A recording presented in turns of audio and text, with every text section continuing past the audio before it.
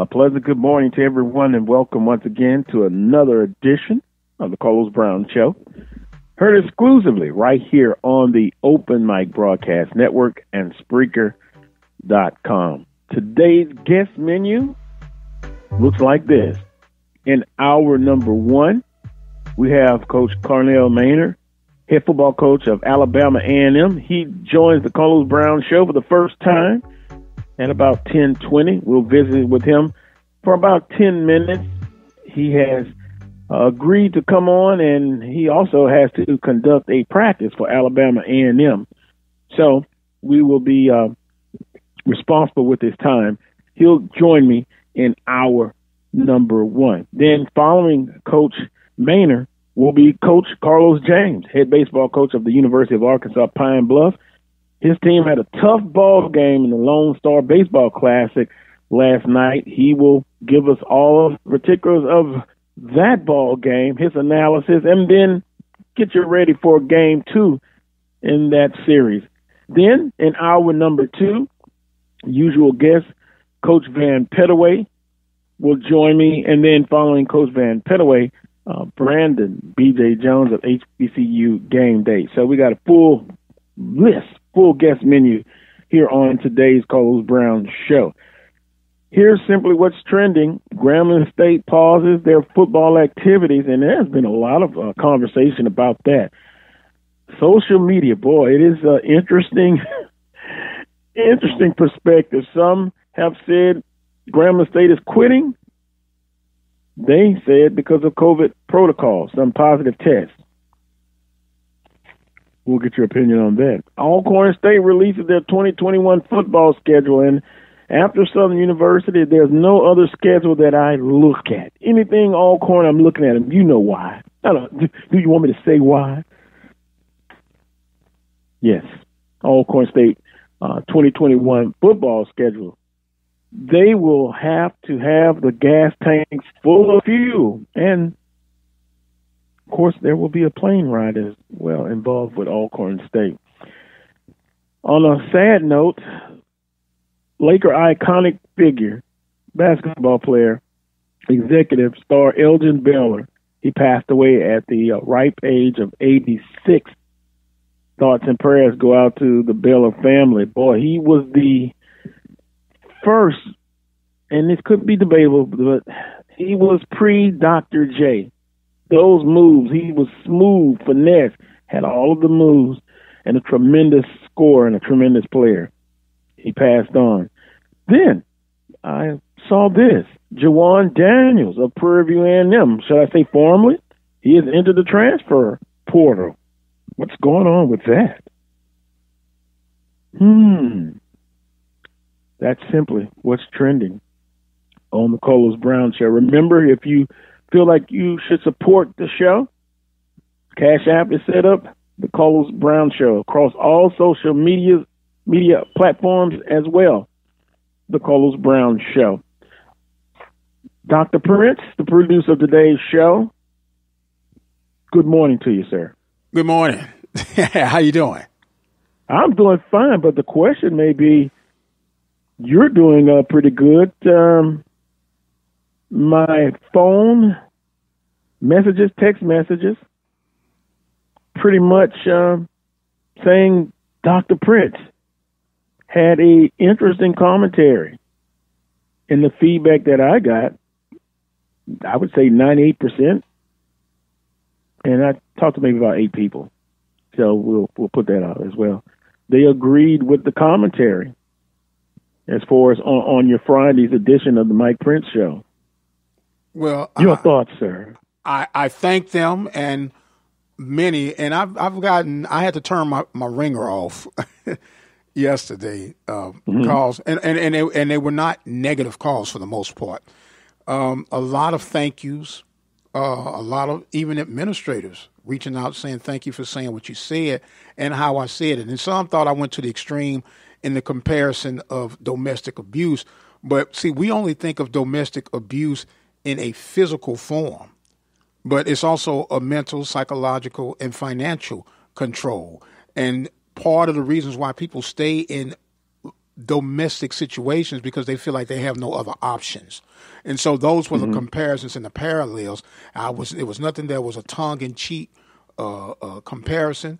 I have experienced people and deal with people every day with domestic abuse, and was the first thing that came to mind why I went forward with it, and I won't recant on it. And it's something that needs to be discussed. And it was no shade. It was just pointing facts from how we see it and what's been gathered up. We have a solid product, a solid legacy, and a bright future. And it's just like anything else. If you keep wishing for something to get better, you have to make things get better by positioning yourself to be in the next fruitful relationship. Let's dig just a little bit, and I don't want to, get into 30 minutes of Oh, no, I won't let you do that. We got too many guests today, man. Yeah. But for those who are just tuning in, it was your commentary on your Friday show, the Mike Prince Show. And when I look into it even deeper, it comes back to this football game today, in a way. Yes. University of Arkansas Pine Bluff. That was the motivating force. That was truly the motivating force. And here's why I say this. Since the announcement of Brother Sanders being the head coach at Jackson State, it was all, man, this is going to bring great light to the conference. This is what we need. This is the shot on that the conference need. I agree to disagree with that term, but if we're going to go that route, then let's go. For the most part, ESPN has been in favor of bumping Jackson State / Deion Sanders games to the ESPN platform for the stroke of HBCU sports. But when you got a great opportunity, when there is no Deion Sanders nor Jackson State, and we're talking about the benefit of the entire conference, you got two of the hottest teams in the conference, the team that has beat the chosen team, in this case Jackson State, a team that has beat two of the most recent dominant forces historically, Grambling and Southern. Why not feature these teams on a greater platform? There's no other game in the conference. There is no other viable football game on any scale. Why not put this where all people can see it who don't have the ESPN3 options? And if they do, they're going to have a bunch of buffering concerns like they did with Jackson and Grambling, which would lead them to bump up the game between Valley and Jackson State on the ESPN upper echelon platform. Yeah, Alabama State and UAPB, the game of the week in the conference, no doubt about it. And I would agree. I wish that game was on ESPN, ESPN2, or ESPNU. I have had some issues with ESPN3, and then even locally with my cable provider. So, well, that's the thing too. A lot of people don't understand. ESPN3 has nothing to do with your cable provider. That is an internet-based system, and right. And what we try to trash the Swag Digital Network, talking about it was inferior to ESPN3 when it's the same product. It's just a different label on each one. So, but if you're having a problem on ESPN3, it's acceptable because it comes from ESPN. And what we have to realize, and I'm going to shut it down after this, ESPN looks at us, whether we're small or large in their eyes, as competitors. And they're not going to do anything that's going to benefit us. It's all about benefiting them. And the sooner we realize that, and we can rally up and drum up our forces together so we can become even more viable. And that's what people are missing, the whole thing. I have nothing against Deion Sanders. I have nothing against ESPN. I'm about promoting the Southwestern Athletic Conference. I'm about promoting the Open Mic Broadcast Network. I'm about promoting any other consistent HBCU-based content-led program that's going to be beneficial for the conferences that we grind on each and every day. Mike Prince commentary on ESPN, Coach Sanders, why not UAPB and Alabama State on a better tier of the ESPN network? Big ball game. Also in the show, we have the SWAC football scoreboard from last week. Some big games. We'll get into that as well, along with our guests and with Brandon B.J. Jones of HBCU Game Day. But Grambling State pauses its football activities. Positive COVID tests. You can really look at Grambling State. Then, I don't know if I mentioned it a couple of weeks ago, as Coach Orlando resigns as the offensive coordinator, and Coach Kendrick Nard, he was let go after one. Let me turn this off here. After one game, and then then Higginbotham, he has entered the transfer portal. Wow, Grambling State has really, and I mean really, they're going through something right now at this juncture of the spring football season. And with that being said, there are a couple of games canceled, so they're only going to have one other game left, and that's the Bayou Classic.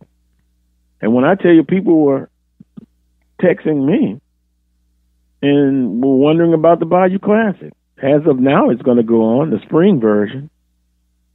Whew, boy. A tough situation. No wins on the season. No wins. That is very interesting for Grambling State University. Then you got a chance to look at their fall football schedule. Predictions already coming out. But there's still plenty of time left before you kind of get into the predictions. You got to see who's coming back. New additions to the football team. Everyone's going to go through that. That is truly amazing.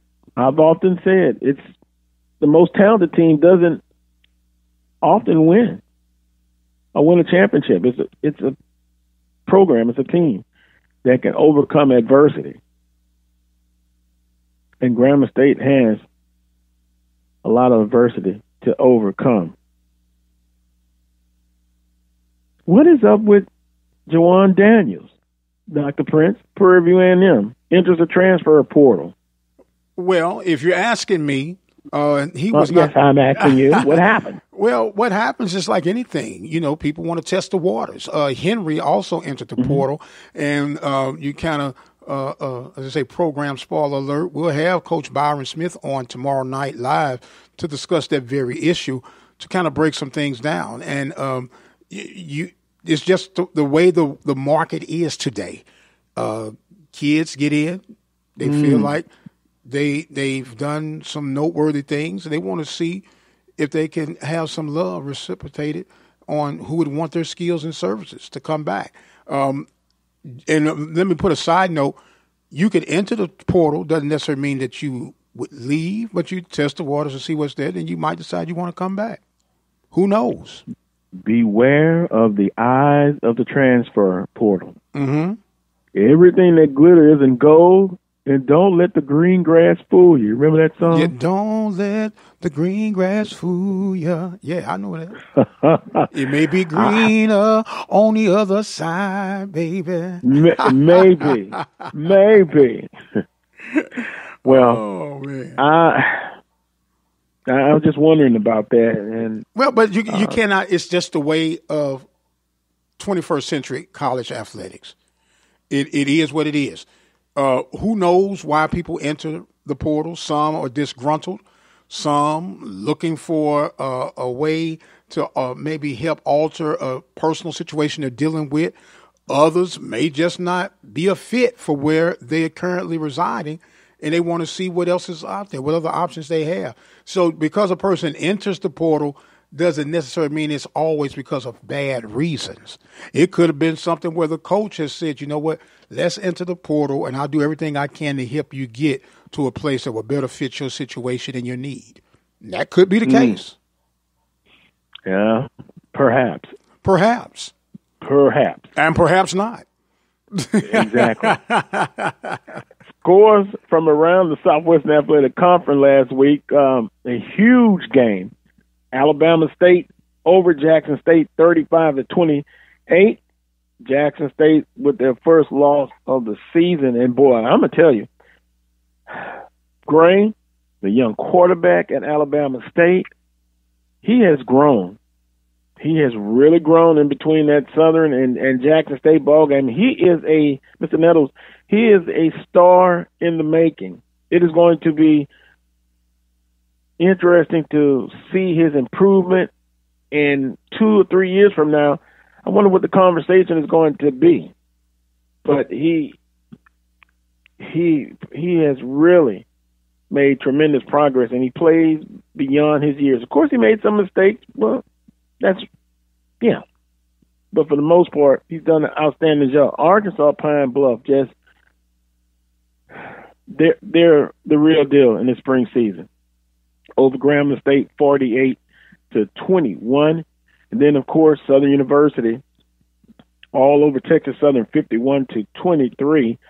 I must give credit where credit is due. Skelton, this is a type of passing game that you hope will be consistent with Skelton. Threw for over 170 yards, rushed for 71, managed the game better. Southern were able to get their running game going. And the turning point, Texas Southern closes the gap to 16-14, and Shaquille Thomas returns a kickoff. He returned a kickoff return, and that just kind of sapped the momentum. And then Southern University with a huge offensive line, and they improved. They made improvements. So Coach Odom's, after a loss, is pretty doggone good. And so Southern University over Texas Southern, 51-23. Now, they have an open date and then a huge ball game on ESPN. Southern and Jackson State, spring edition, coming up next Saturday. Going to take a time out. When I come back, get you ready to hear the voice of Coach Carnell Maynor. He'll join me next here on the Coles Brown Show. I'll be right back after this quick timeout. Drivers and bicyclists both have the right to be on the road and travel safely. And when we're on the road together, safety is a shared responsibility. State law requires drivers to maintain at least 3 feet of clearance when passing bicyclists. And bicyclists should always ride with the direction of traffic and follow all traffic signals. It's safer. It's courteous. It's the law. A message from the Regional Planning Commission Pedestrian and Bicycle Program. Ladies and gentlemen, in the next 7 years of bigger and bigger enrollments, America's grade schools will need nearly 250,000 extra teachers besides those to fill normal vacancies. This great need, plus the growing public interest in education and improvements in schools, make elementary school teaching a more rewarding career than ever, a career that high school and college students should certainly consider. Education holds America's future, perhaps your future. The birth of legends are storied in this conference. We must never forget our rich history. We now turn our gaze to the future. The new legends will emerge. New heroes to arise. The Southwestern Athletic Conference. Be our history. Brazos Valley Schools Credit Union has 13 different locations to better serve you. Locations in Rosenberg, Missouri City, Katy, College Station, Bryan, Brenham, and Waller, Texas. For more information, you can contact them on their toll-free number, 855-391-2149. Or you can send an email to information@bvscu.org. Serving the community through faith and athletics. The Open Mic Broadcast Network.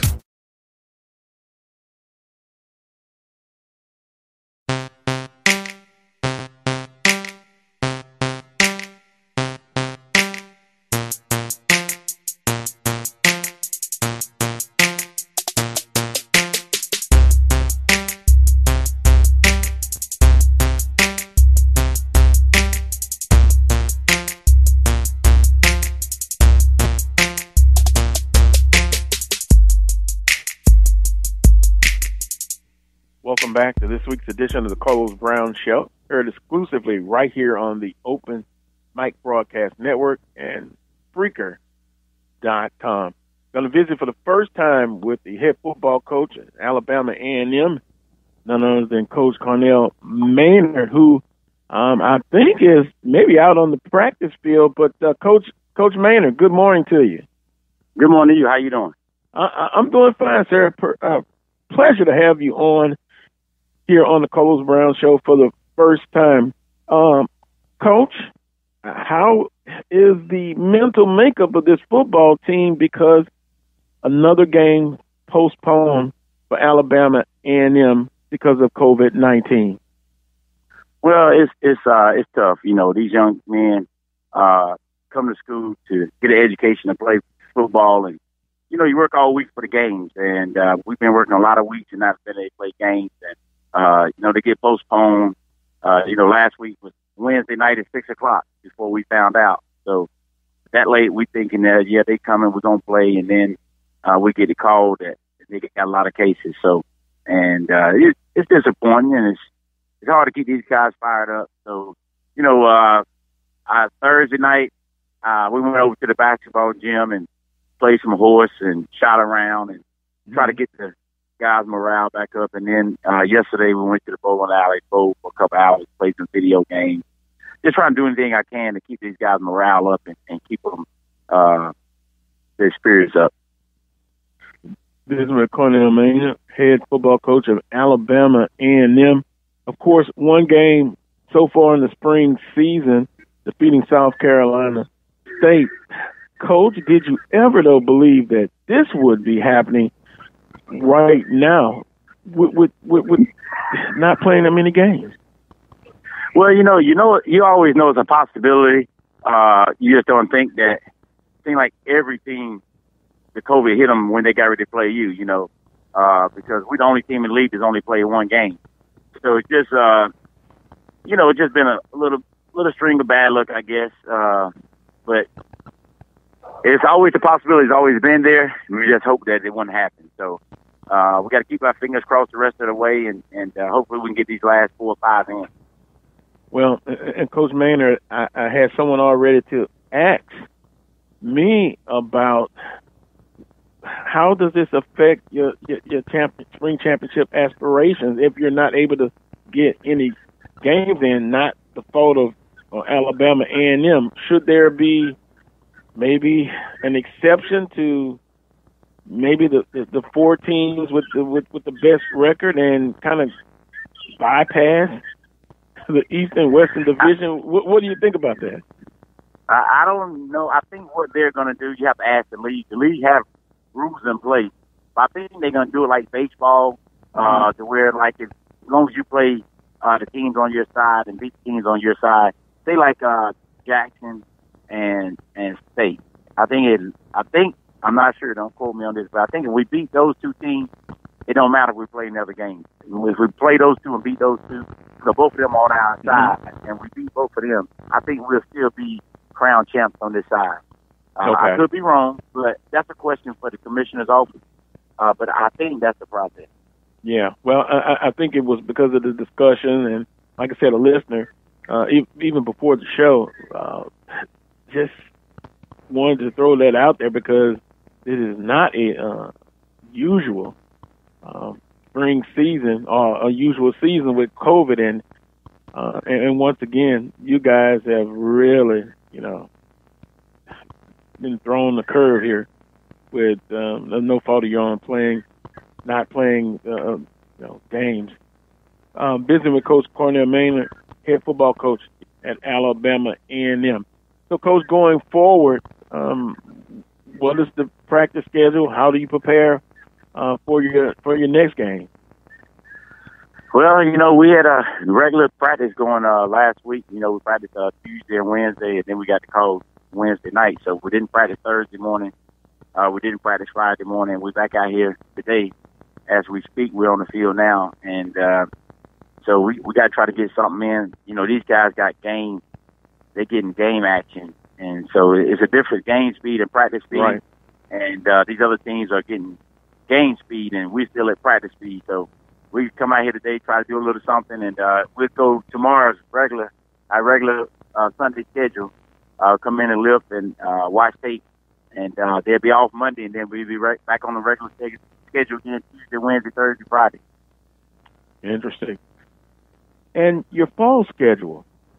Do you believe that playing a spring season will affect you guys playing in the fall? You know, that close together between the spring season and the fall schedule. Do you believe, like some, that it could be not a good thing?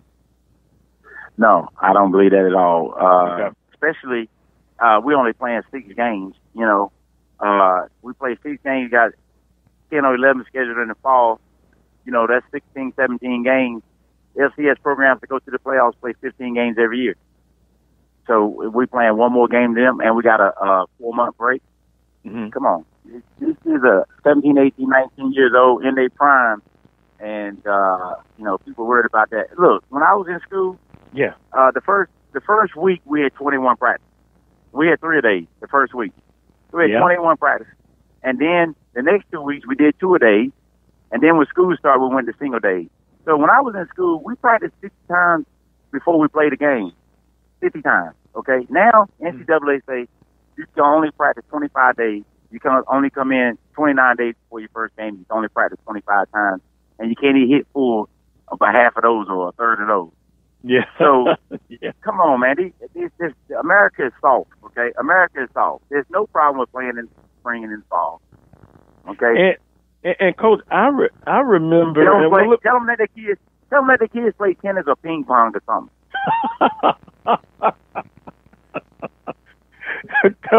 Coach, well, I'm willing to bet that, and over the years, I used to have a discussion with a former co-host, and spring practice, I was for continuing to have it for 30 days, a whole month. So I would think you would be in favor of that as well. Am I wrong? Say that one more time. You remember the 30-day spring practices that you were able to have back in the day? I would believe you were in favor of that. Am I wrong? No, you're not. I think so. You know, I mean, like you say, if they give you 30, they ain't gonna let you hit but 6. You know what I'm saying? Mm-hmm. They'll add something in there. So they didn't suffer 5. They didn't suffer 5 football. Man. Coach Maynard here on the Carlos Brown Show. He is transparent. I can tell you that. So, and opinionated. Well, with that being said, Coach Maynard, FAMU and Bethune-Cookman, you welcome the challenge, correct? Them coming into the Southwestern Athletic Conference. Of course. Coach Tim has done a great job wherever he's been, and Coach Sims has done a great job at Bethune for a whole bunch of years, a long time, and it's just a pleasure to have those guys join our conference. It makes us the strongest conference in FCS, and not only Black College but FCS. And we and other people call us the SEC of Black College football, and that's what we are. I mean, it's gonna be a dog fight every week, man. And Fam and Bethune just gonna make it tough on people. And so you look at it now, you're talking about we got us, Alabama State, Jackson, Mississippi Valley is on the rise, and now we got Fam and Bethune on our side too. Man, I ain't gonna get no sleep. Yeah, well, I'm sure you welcome the challenge. And speaking of what you just talked about, you guys have relationships with other coaches in the conference. Of course, I know the history between you and Coach Dawson Odom. You know, your playing days. What are your thoughts about the rest of your brethren on the coaching side? Man, we got some great guys in this league. I called Bob Wednesday, let me see, maybe Thursday, after I found out Wednesday night. I called Bob Thursday just to check on him and his wife, make sure they was okay. And I told him I understood it's about the safety of our young men. And at the end of the day, we just playing a game. And he called me back last night, and we talked about 5 or 10 minutes just about football and everything. And we got great relationships, man. And like you say, me and Odom, We call and talk and joke all the time about playing golf, and he got to get down here, or I got to get down there. Me and Ely call and talk all the time. I probably talk to Ely once a week.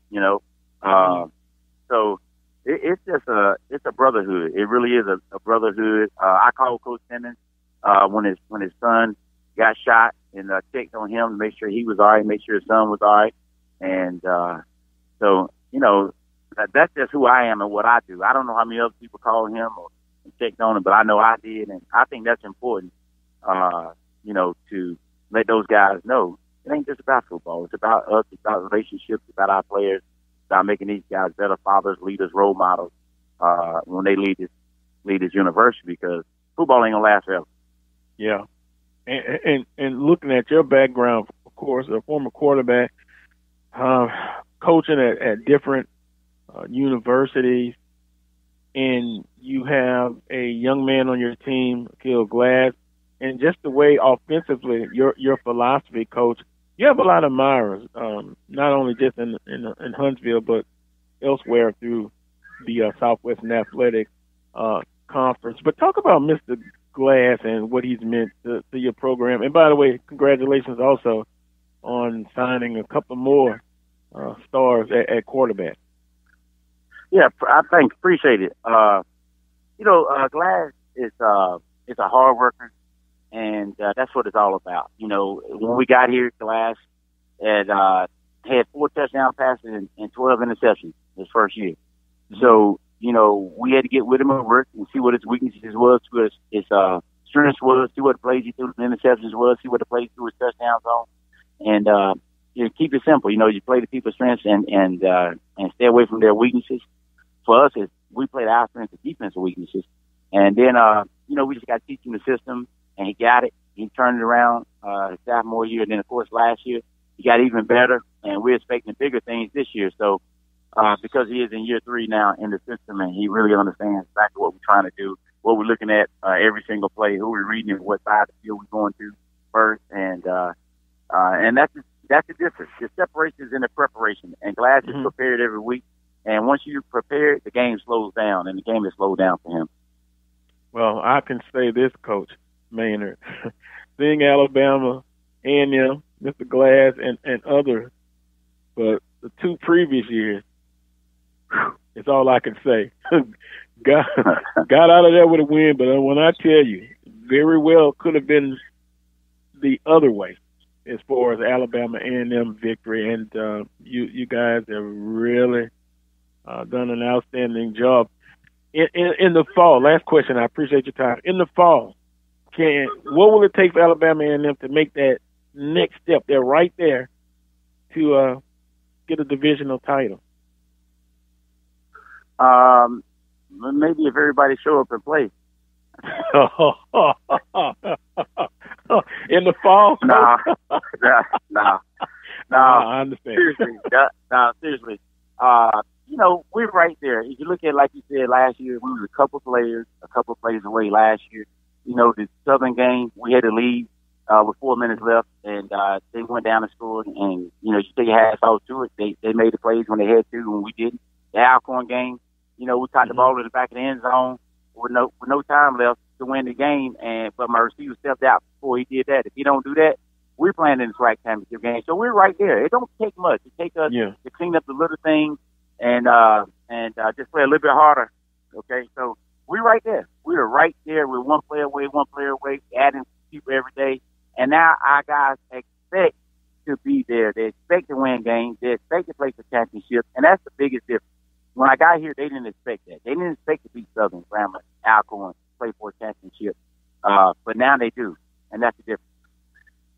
Well, Coach Maynard, I would agree.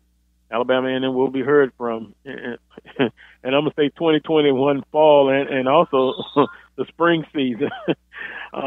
Coach, I appreciate the time here on the Carlos Brown Show, and hopefully you guys can get some games in. I know your team, they're ready, they're itching to get we are competition.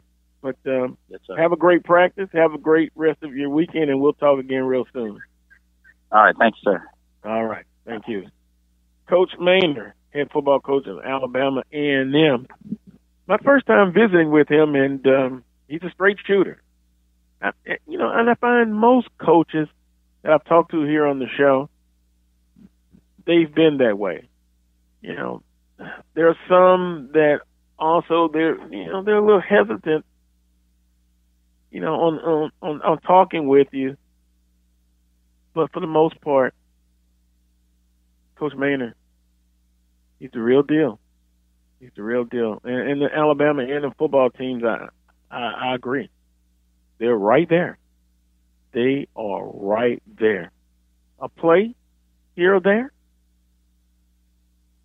they're playing in the SWAC football championship. Go figure. Go figure. Gonna take a quick time out. When I come back, I'll visit with Coach Carlos James, another coach who he's transparent. He really is. He's the head baseball coach at the University of Arkansas Pine Bluff. Let me share this with you. We text right before the show to confirm him coming on, and I basically texted him and said, good ball game last night. They lost 11-8 because he had shared with me that they were without some players, and he just hoped to be competitive in game one. They were able to have a good accounting of themselves, and now they'll get ready for game two. Also, let me share this with you. There is a app called Clubhouse, and I was able to join. Now, to join this right now, you have to have an iPhone, and it's an app on social media. I was able to test that app and start a room, and Coach James, I sent them a text message to join us. It was me, Charles Edmond, and that is a good platform to have discussions. People are using that to further conversation. Stephen Gaither, HBCU Game Day, I saw where he has utilized that format. So if you're interested in doing that and you have an iPhone, unfortunately they're going to open it up to Android followers as well. Shoot me an email at the Coles Brown Show at gmail.com. I think it's a good way to have further discussions, and in that way I can hear more from you, and you can hear more from me. But I'm more interested in your opinion. So just wanted to throw that along to you. Take a quick time out. Up next, Coach Carlos James, head baseball coach at the University of Arkansas Pine Bluff, the Lone Star Baseball Classic. And by the way, I got a chance to watch it on the Black College Sports Network. Their production of the baseball game, I enjoyed it. I really did. Coach James, up next. You're listening to the Carlos Brown Show. Have sports, we'll travel. The Open Mic Broadcast Network serving student athletes from Little League, high school, and collegiate coverage right here on the Open Mic Broadcast Network. From coast to coast, from dusk till dawn. You can catch all student athletic action right here at the Open Mic Broadcast Network, the station designed with you in mind. Serving the community through faith and athletics, the Open Mic Broadcast Network, the voice of student athletics. Hello, this is Alonzo Hardy Jr., the president of the SWAC Alumni Association. The SWAC Alumni Association is an organization founded on December 10, 1999, at the Sheraton Hotel in Birmingham, Alabama. Its mission is to serve as a rallying ground for individuals who have made the Southwestern Athletic Conference the illustrious conference that it is today. Its membership is open to former student athletes who played in the conference in any sport, as well as to coaches, athletic administrators, staff members, game officials, and fans. Annually, the association holds a Legends Awards and Roast Banquet or luncheon where it honors individuals with Lifetime Achievement Awards, a Chuck Prophet Wagon Master Award, and occasionally a Distinguished Service Award. Proceeds from that event help to finance degree completion scholarships for student athletes who have exhausted their playing eligibility at SWAC universities, but who may still need an extra semester or two to complete their college studies. For more information on the SWAC Alumni Association, or to get information on becoming a member, you can send correspondence to SWAC Alumni Association, 875 Miller Creek Lane, Newport News, Virginia, 23602. The email address is SWACalumniassociation@yahoo.com.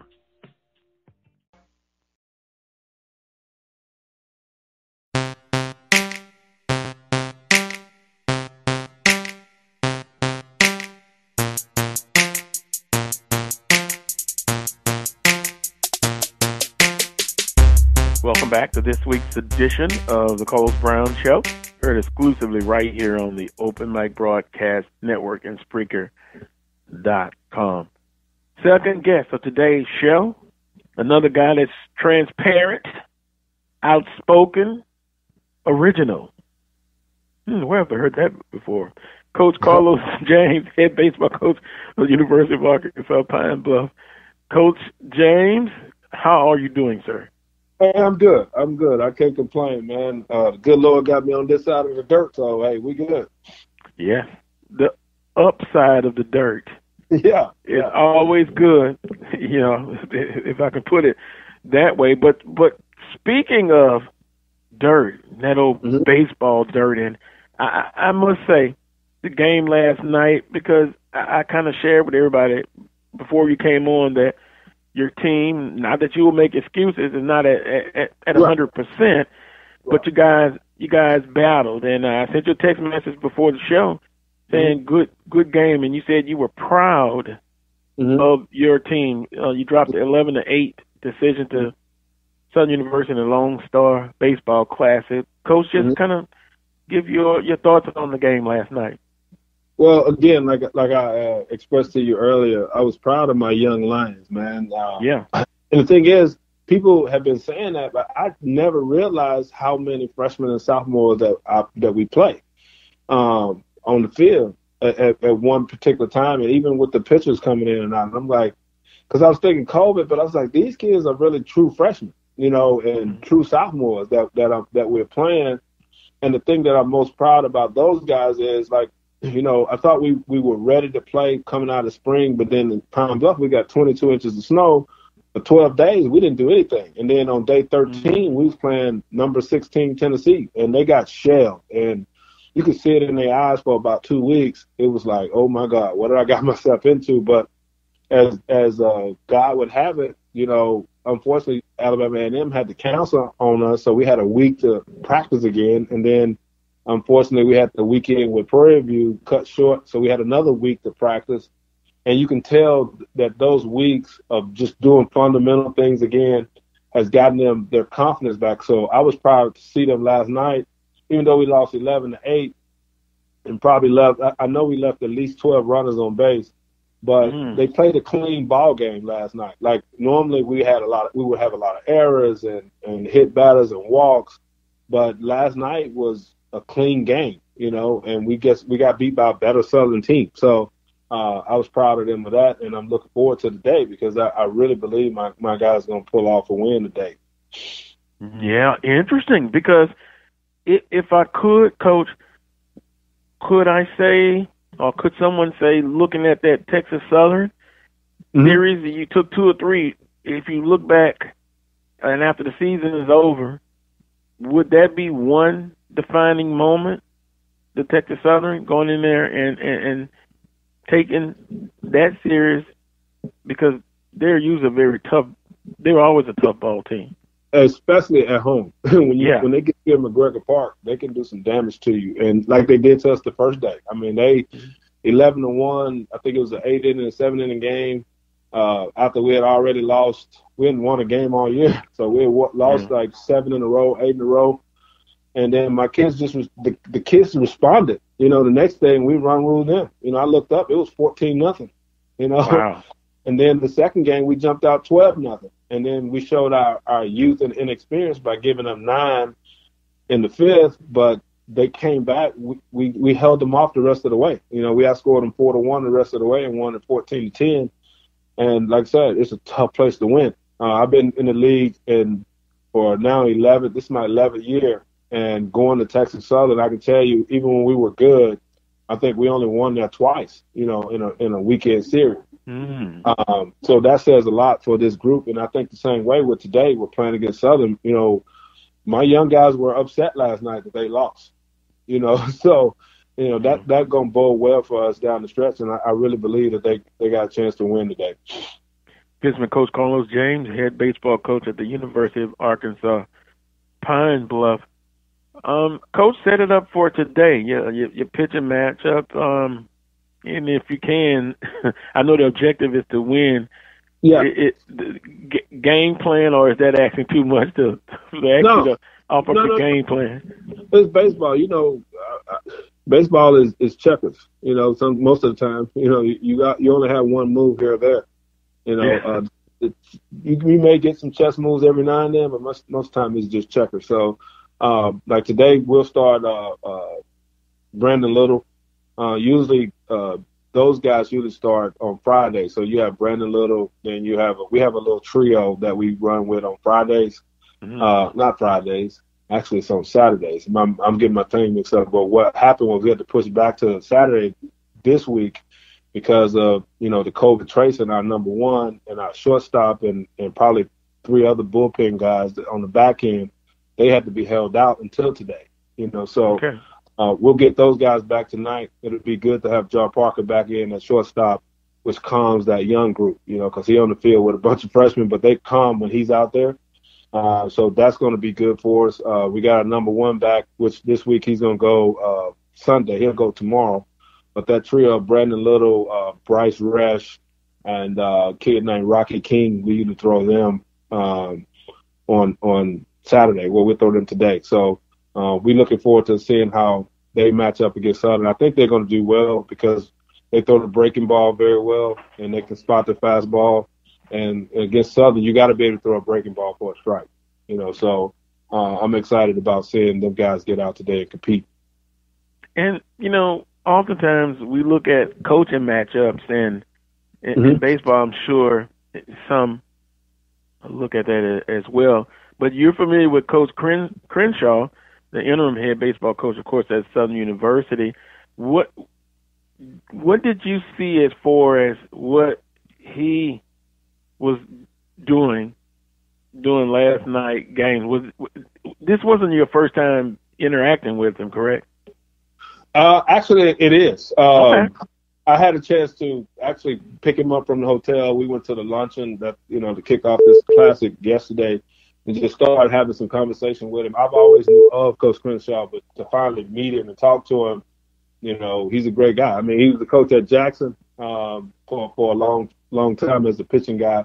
I think he's going to do a good job there. It's one of those things where actually he has one of my former assistants on his staff, Trentis Grant, is on his staff, and you can tell that it's one of those things where when you bring a new group together, you got to have some type of continuity or get some familiarity with each other. You can kind of tell that it's not quite there yet, especially with them having Carrick in the fall, and then now you jump, and all of a sudden the season's going to start, then now you got a new group, so it's going to take them a minute to kind of get on track.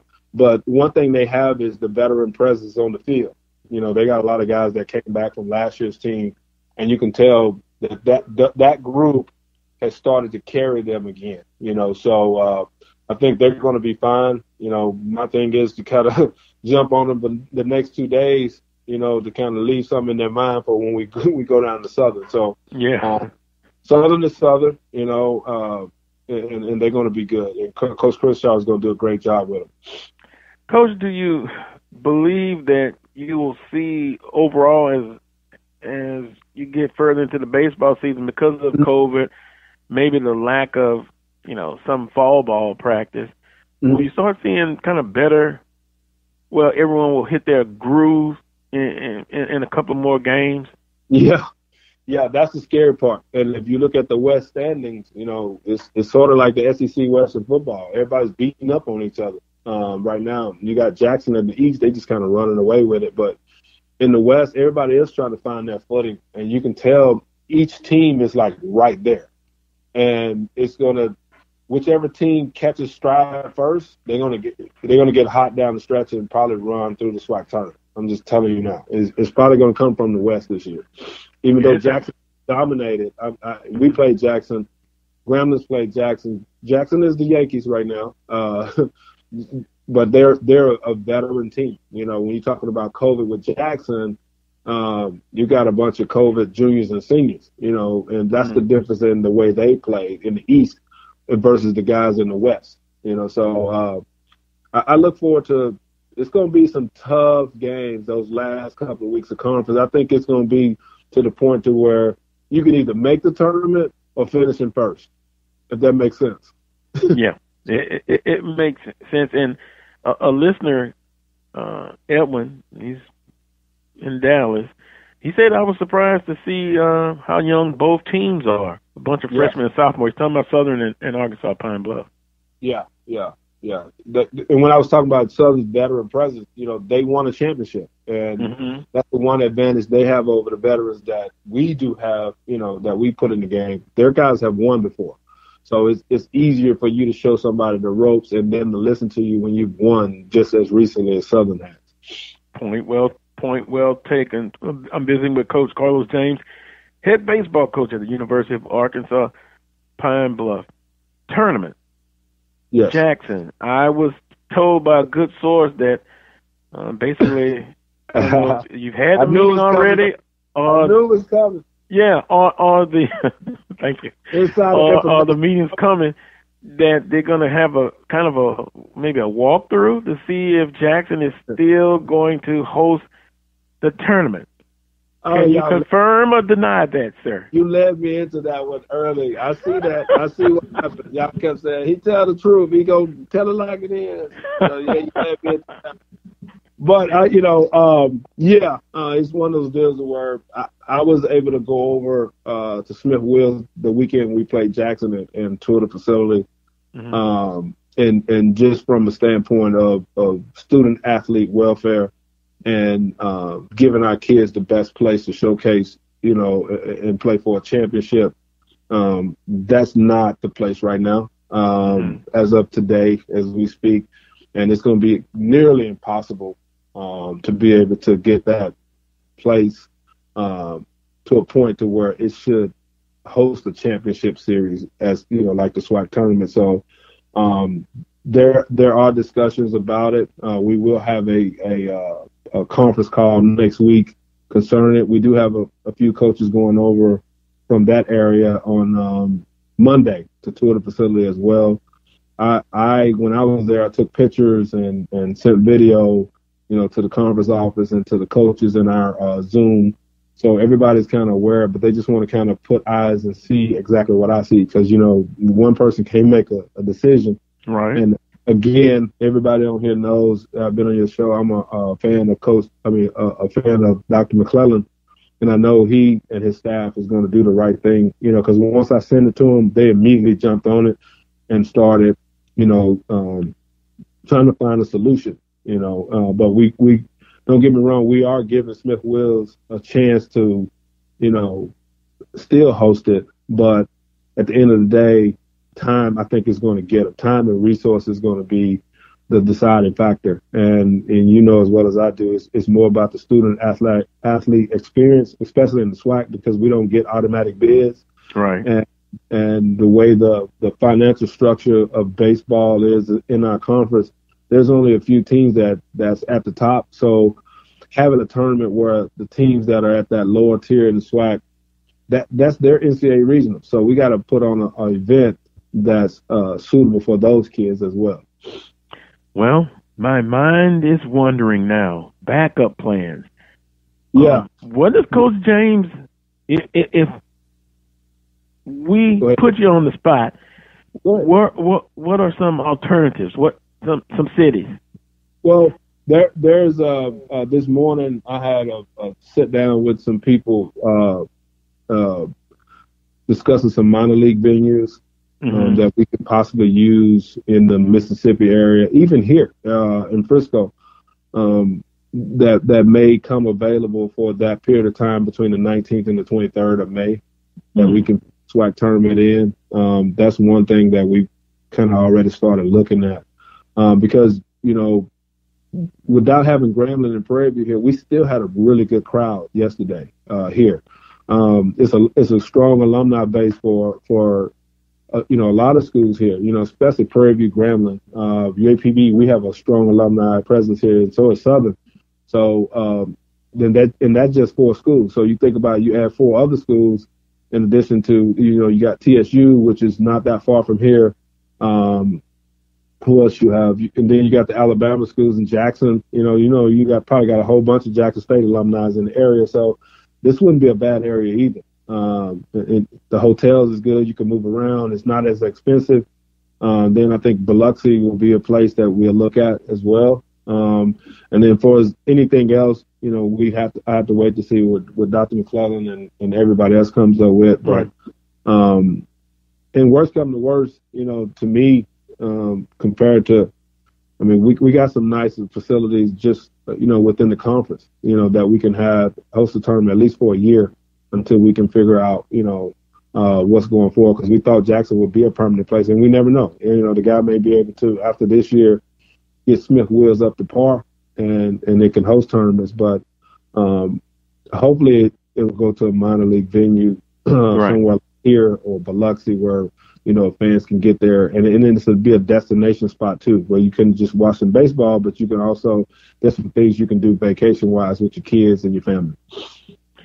Somehow I just thought about crawfish.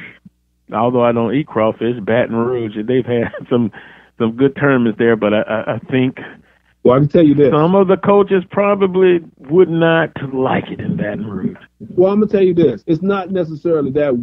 Dr. McClellan and his staff, they put out a stat that none of the coaches liked in our meetings. The last few SWAC tournaments that's been held on the college campus, the host team didn't win. That's true. I think it's more pressure, Coach. Yeah, so everybody's saying they don't want it. They don't want it. I was like, Omar, so, if we don't have it at Smith Wells, you can have it at your place. He's like, no, you saw the stat. So it's the home curse. Yeah, so I presented to a lot of coaches in our group text, and everybody's like, no, they don't want it, so yeah. It's cool though. We'll figure out something. Like I said, I got full confidence in our coaches in our league and our leadership of our athletic directors and presidents and definitely the SWAC office that we'll find a place that pretty soon where we can let everybody know and start making plans for the SWAC tournament. Right. I appreciate that information, Coach James. Two more quick things. All right. Conference tournaments in the future. Yes. Not necessarily the place, but format. Yes. Where do you see that going? I see it going to a 10-team tournament because of revenue. A lot of people don't like that, but you still got to understand who we are. We are the SWAC. Again, we don't have automatic bids. For some programs, making it to the SWAC tournament helps them with their recruiting. It helps them keep their fans energized about their program. So and then also, if we're going to go to a city and stay for, say, 5 to 10 years, the more teams you bring, the more revenue comes, the more a city will be willing to take you on and give you money to come play there. Because now it's like they're going to get something out of the deal. But if you bring 6 teams or 4 teams, this is not the SEC or the ACC where you bring in 4 or 6 teams into the tournament that's all going to probably go to a regional. That's just not true. And even those conferences in the SEC, they bring 12 teams out of 14. So I would see a tournament with 10 teams. Maybe that first day may be single elimination, and then you go to a double elimination format. But I do see a tournament with 10 teams starting next year. Wow, that's interesting to say the least. and a larger conference schedule. You know, because the sentiment on having more conference games and moving the conference tournament back so we can land on the same weekend with everyone else is the fact it's twofold. One, you know, you're adding the two teams, Bethune and Florida A&M, which automatically gives you 30 conference games. You know, Right.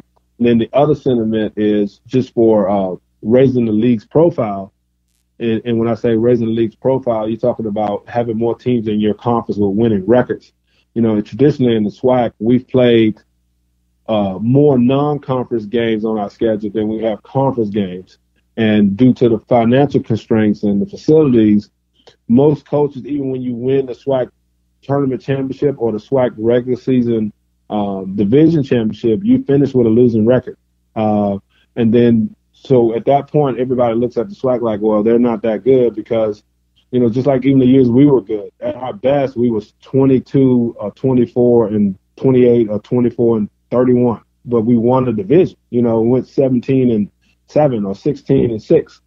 And then those years that you go to the SWAC tournament and you win out, like Texas Southern, you know, you win the SWAC tournament and then you still, you know, 23-31, but he won the SWAC tournament. Well, one, the coach doesn't get any kudos or other, what you call it, job offers. I'm just going to call it like it is. I mean, we want to advance too.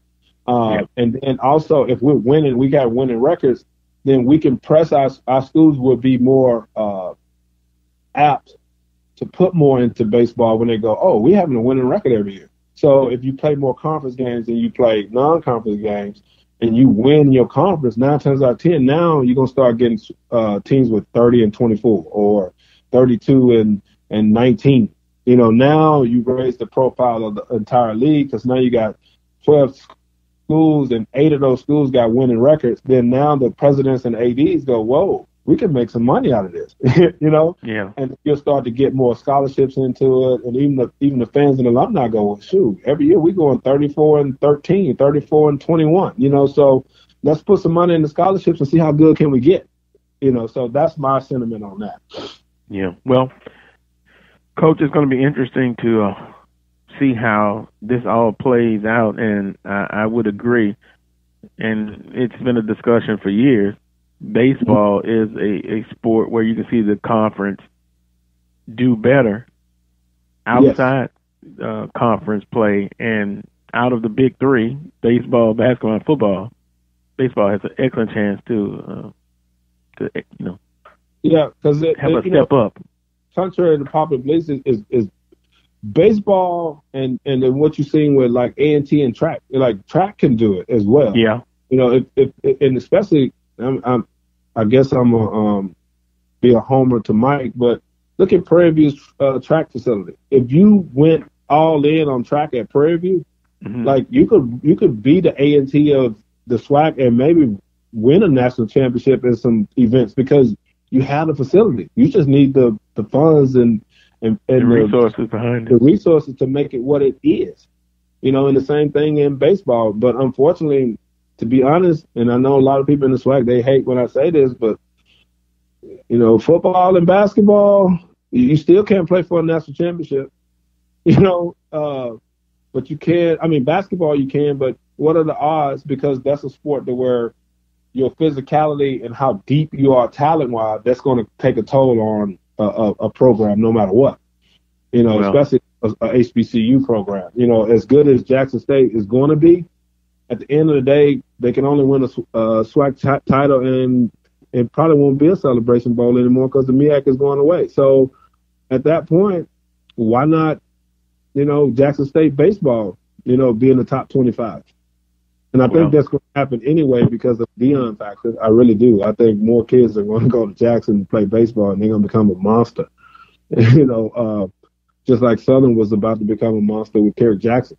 You know, and I saw him yesterday as well as I wanted to see him, and I wanted to hug him. I was kind of glad to see him on the other side because Southern was about to become an absolute monster with him being over there. Not to knock Crenshaw and everything going on, but just knowing the type of person Kerrick is and the contacts that he had, that was really scary. And now I'm looking at Jackson with all the publicity that Deion's bringing and the job that Omar does. You know, you're looking at another monster starting over there. So I got my eye on them too. Well, I always keep my eye on Jackson State, no matter what the sport is. And people know why. You know, fan bases are just alike. Oh, you stop it. Coach James, it's been a pleasure always. Huh? I'm grounding that knife on you, huh? Well, no. You know, it could be checkers. It could be Tiddlywinks. If it's Southern Jackson, it's gonna be popping.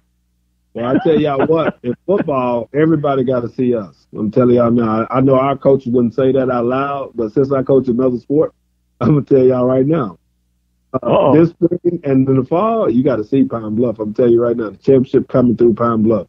But you know what? This show is recorded, so you know it's live. So we got that down. Challenge.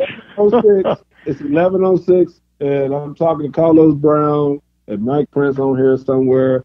I'm telling you right now, the SWAC championship in football is coming through Pine Bluff, starting today with Alabama State, and in the fall, we'll see y'all all. Well, you know what? The spring is here, and they are in the driver's seat. In the fall, we shall see, brother. Hey, you see I'm talking trash? I'm making get me a Subway commercial like Deion. You know what I mean? Well, you know what? Well, hold on, Coach Prime. I can get me a. Indeed. I'm disrespecting. I'm gonna get me a Subway commercial because I'm talking trash like Coach Prime, baby, and then we can bag it up. No! You just got a demerit for that. I have Derek. He's an all-cornite. He says Pine Bluff. Oh no! It's going to be on in the fall. The spring. Yeah, I tell you what, they're looking good in the spring. Yeah, we look good in the spring, but you know, I said that, but you know, everybody got to see Alcorn too. You know, everybody forget that the beast in the east is asleep right now. You know, yeah, and they'll be in the west with the best. And yeah, they'll move over. But again, I still think that it's going to come through Pine Bluff. I really believe that. Okay, I'm not going to accuse you of being a homer. No, you know me. I'm not a homer. Yeah. I'm going to tell you like it is. If we wasn't no good, I would just say, hey, look, hey, you know, we have challenging times. Yeah, but it's our time now. You know how it is at UAPB. Yeah. In school like ours, we don't have a lot of resources. So it's every 10 years. We're going to jump up and we're going to be good. Well, they have done very well, University of Arkansas Pine Bluff. Did we beat Southern? In the spring. Yes, sir, Coach. Now watch it. Watch it, Coach. hey, look. And we gave and beat Grambling State. But no, this ain't about Grambling. This ain't about Grambling. We gave Southern a quarterback, and we still beat y'all. Wait. Yeah, well, he is a Louisiana native, Coach. No, he's not. He's from Pine Bluff. Oh, no. I'm thinking about the player that's on your team. Now, you're talking about Skelton. Yeah, we gave okay. Southern a quarterback. I'm going to plead the fifth on that one. Well, and look, and the best, Skelton he's physically talented, but he has some improvement to do. He has to work on some things, and yes, he is a Pine Bluff native. Hey, but our quarterback is from where? Louisiana. good things happen from Louisiana. Yeah, I love Skylar. Louisiana proud, hot shot. I love that kid. And the car. Oh boy! All right, Coach. I appreciate it, man. You got the message board lit up here. I know, right? That's what it's all about. I'm trying to get the commercial, man. I'm telling you, create controversy. Yeah, controversial. You know, Mike does that. Controversy sells, baby. Mm-hmm. The guy over at down in what is Spring, Texas, or Cy Falls, Cy Fair, wherever he's hanging out at. You talking about Dr. Prince, huh? Yeah, that guy. That guy. I didn't want to say. I didn't want to say that word. View. You know what I mean? Yeah. Yeah, well, we're about to close it out. All right. But Coach James, appreciate it as always. It has been very fun and interesting. Cool, man. It's good talking to you fellas, man. Talking to you especially, man. Yeah. Hey, are we gonna be able to do another clubhouse situation in the future? I really enjoyed that, and I kind of told everybody about the new format. Yeah, that's cool, man. I like that. Yeah, I appreciate it. Join us on the Carlos Pi Square Clubhouse show. Well, you named it. I actually didn't name it, but it's corny. It's corny, but hey, it'll catch. Oh, but it's a great platform, though. It really is, and very interesting the conversations that you can have. So maybe we'll do a post-show clubhouse thing. That'd be cool. All right. Well, take care, Coach James. Good luck in today's ball game. All right. Thank you. All right. You guys appreciate it. All right. That was Coach Carlos James, head baseball coach at University of Arkansas Pine Bluff. Let me take a timeout while everyone is enjoying Coach James. Oh, boy. And they also said they love Coach Maynard. He's a bit arrogant, but so am I. But hey, it is what it is. Take a quick timeout. Coach Van Penaway is up next. You're listening to the Carlos Brown Show. You're looking to expand your business or services? Let the Open Mic Broadcast Network help lead the way.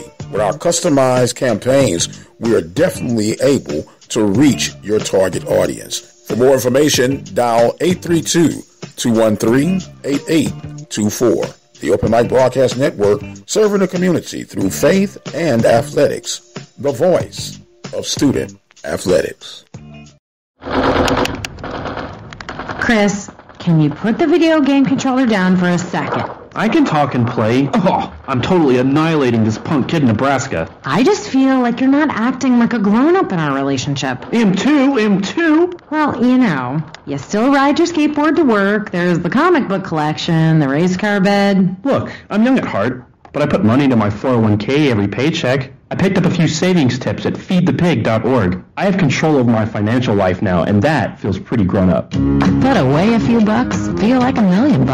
Putting some money from every paycheck into a savings account or contributing to your 401k can make a big difference later. For free ideas and easy tips on ways to save, go to feedthepig.org. That's feedthepig.org. So, I bet I look like a grown-up to you now. Well, except for the footy pajamas, I'd have to agree.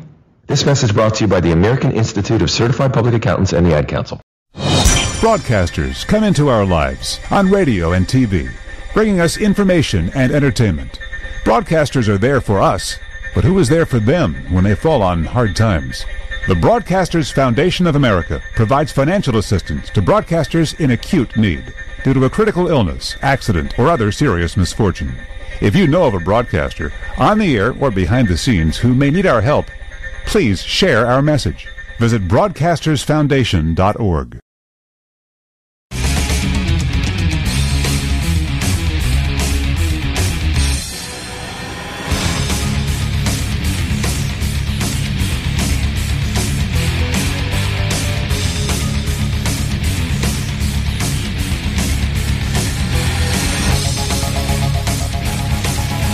Welcome back to this week's edition of the Carlos Brown Show.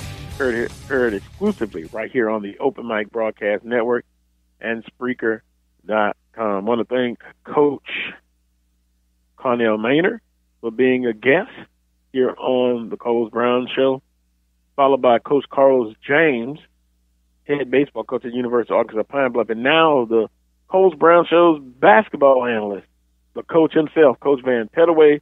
Coach, good morning to you. Hey, good morning, Carlos. I hope everybody's doing well. All is well here in the Ville.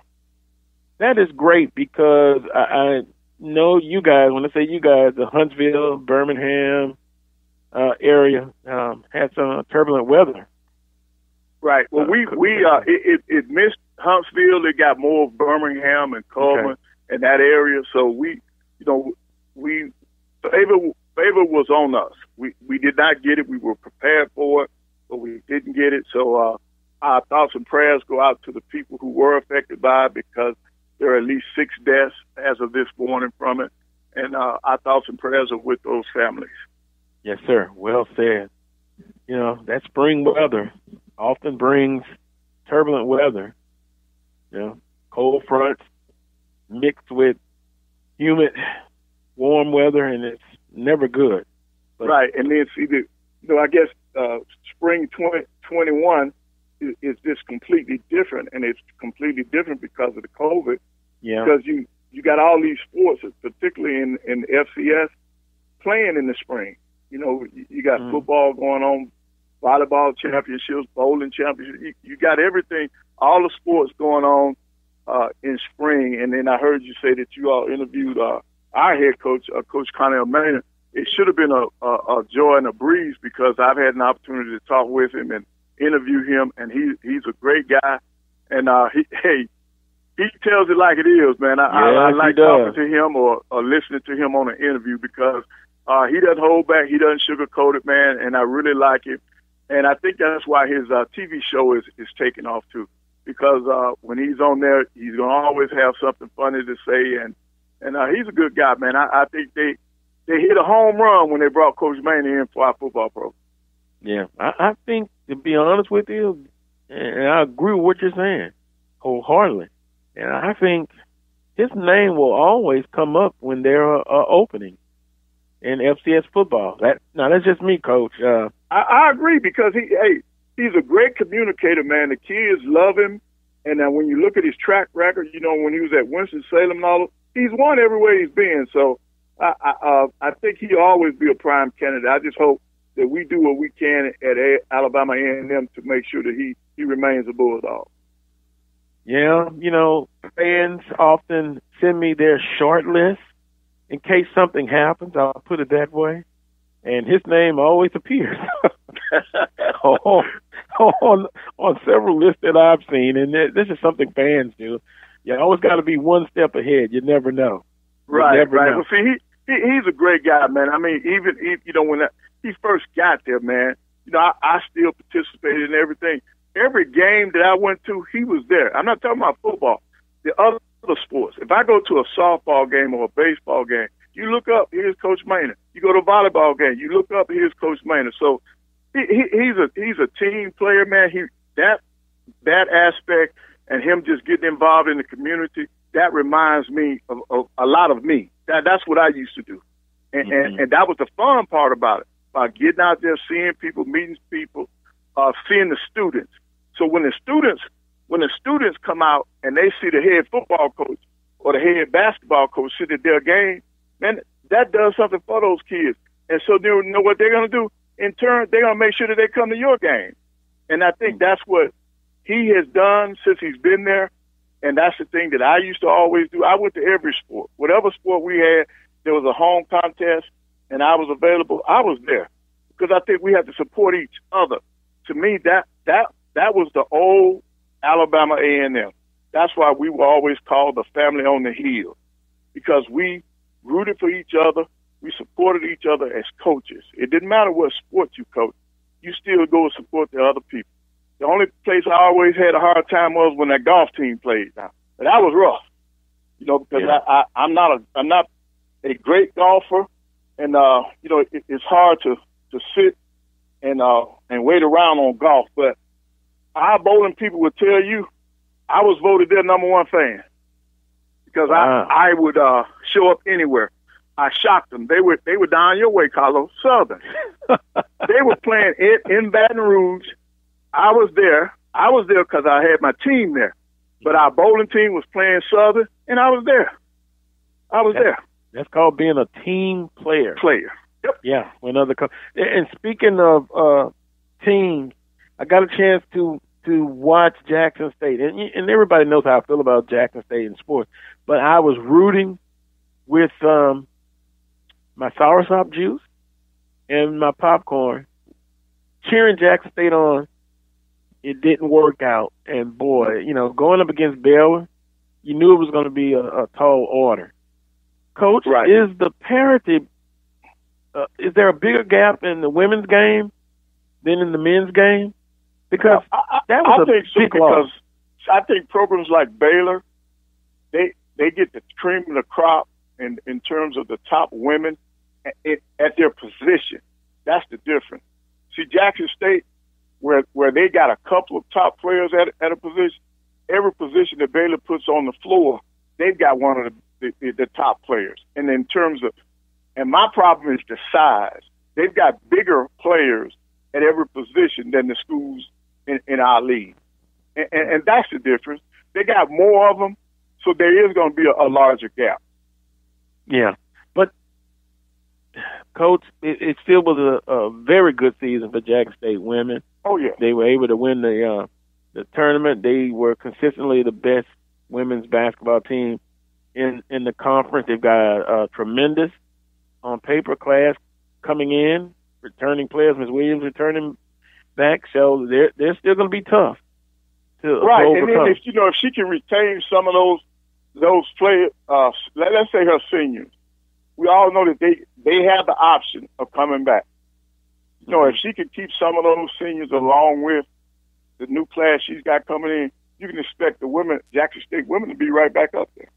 Yeah. And that's the same thing we got to look at on the men's side. There are some teams in the SWAC that had some seniors that I know those coaches want them to come back. But with that NC2A transfer portal, that's rough, man. Well, that's a out that the NC2A has provided for these athletes, and you're going to see more and more of them taking advantage of it. Well, speaking of that, of course, Texas Southern season ends against the University of Michigan. Boy, Norfolk State goes up against the best team in NCAA basketball in Gonzaga. And you talk about transfer portal. Yep. Were you shocked? Jawan Daniels of Prairie View A&M entering the transfer portal? Yes, I was shocked because you talking about a kid that came into Prairie View, started every game, lead them in scoring, tied for the team lead in rebounding, and then he wants to leave. I'm hoping this is just a thing where he's just testing the waters, but at his size, at 6'7", those major and mid-majors, they'll be after this kid now. So see, Coach Smith's he's already recruited him once. He's going to have to recruit him again in order to keep him at Prairie View. I'm hoping the kid is just testing the waters, because when we get good players like that, we need to keep them in the SWAC. But I think that one of the things that's hurting a lot of the schools this past year, this past recruiting cycle, because you could not do in-person visits, some kids were probably shocked when they got to some of the places that they signed with, because they never got a chance to visit in person, so they could only do the virtual tour and that kind of thing. So you have to be careful in that regard. And another player in our league that I'm concerned about, the 7-footer that's at Mississippi Valley that came from California. That kid has a lot of upside, and he's one of the people that I think people may try to come after to get him out of the SWAC, because that kid's got the body, he's got the size, and when you watch Mississippi Valley play this past season, you can see that the future's bright for that kid. And everybody wants a 7-footer that's athletic, and this kid is athletic. So that transfer portal is going to be a big issue. So at present time, this is where you're at. If you're a coach, you literally get a guy like Daniels in your program. So you're telling me you literally now have to recruit the guy twice in certain cases. Wow. That's what the transfer portal does to you. Mm-hmm. That giving the kids that option. This is what we got to remember now. The kids have changed. Back in the day, you wouldn't really have to worry about this. But I hate to say it, but to me, kids are softer now than they have been in the past.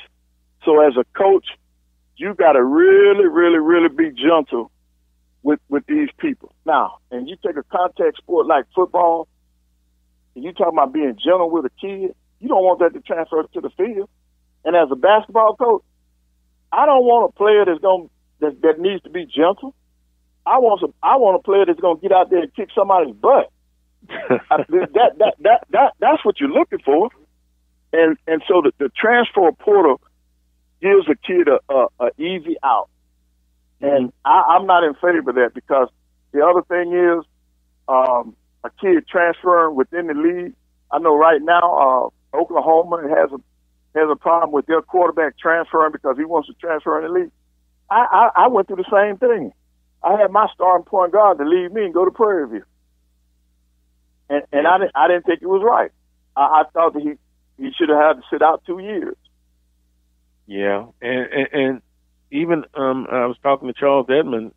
I believe Alcorn State is going through that on the basketball realm. They've got some kids that were, at least talking about it.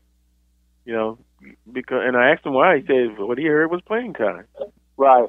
And so, but when you look at a kid like Daniels, it can't be playing time. He started every freaking game. He played minutes. He led the team in scoring, rebounding. So and the kid that I was talking about at Mississippi Valley, that's Leandro Howard, 7 foot 250 from Los Angeles. That kid looks pretty good. He's a kid that those schools that did not take a chance on him in the beginning, see, they'll turn right around now and try to convince that kid to leave Valley. So those are the type of players that you have to watch. Yeah, transfer portal could be good, and it also could be bad, a double-edged sword. Now, Carlos, let me ask you something. Is your bracket busted for the playoff? For the NC2A?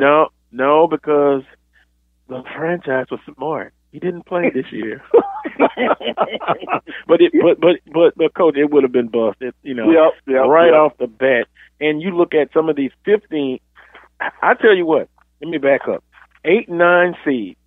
Those are pick'em games. They're evenly matched on paper, correct? But we are seeing more. I would not. What's the matchup? 12 and what is it? 5. Yeah. When you go 11, see, you had the upsets at the number 2 seed, the number 1 seed. Those 12 and 13 and 14, 15.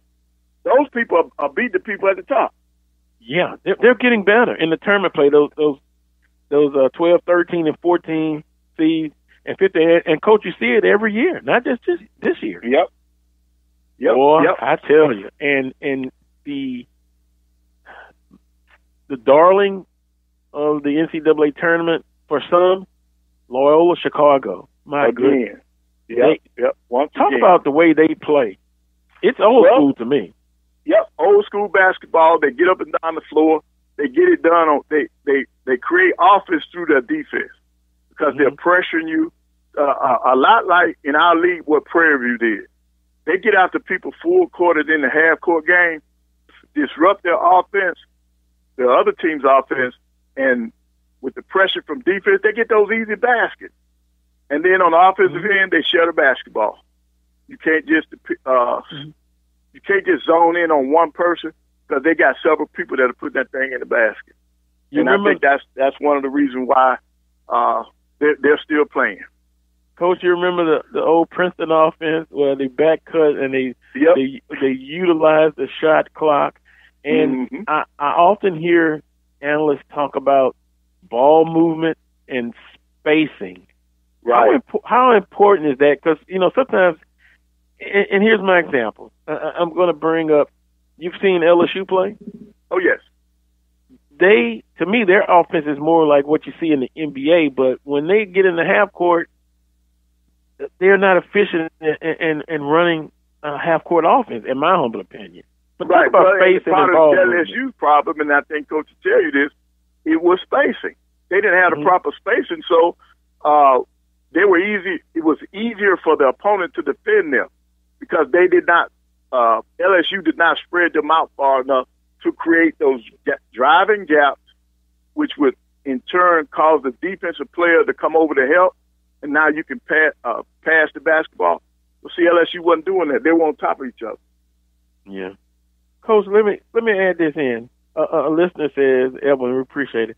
He says, and it was in light of what you were talking about, kids used to want to play for a coach. Right. For example, he says, I wanted to play for Whitney until I realized I would not have become a 6'3" two guard that he kept. These kids aren't loyal to no coach nor program. Right. That was opinion. Yep. Yeah. Yep.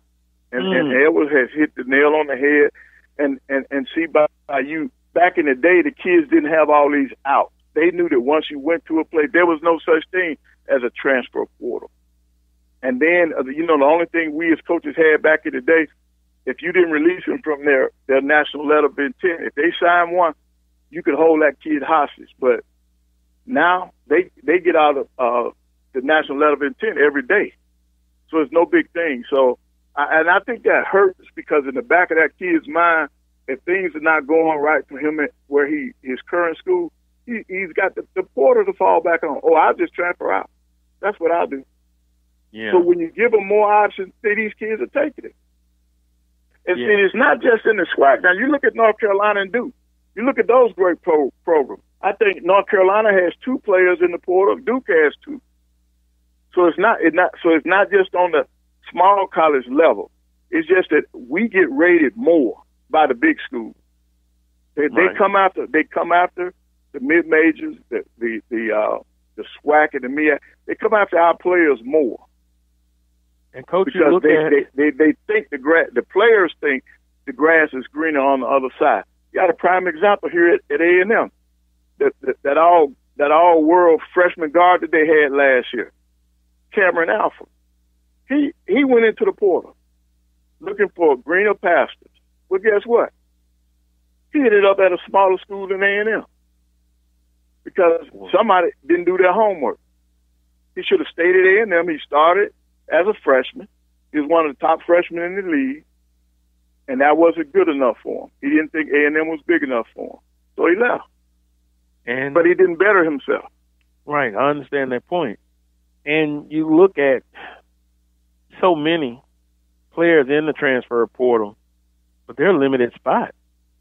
Right. And it has affected recruiting. I talked to a parent who's desperately looking ahead in the 2022-23 class.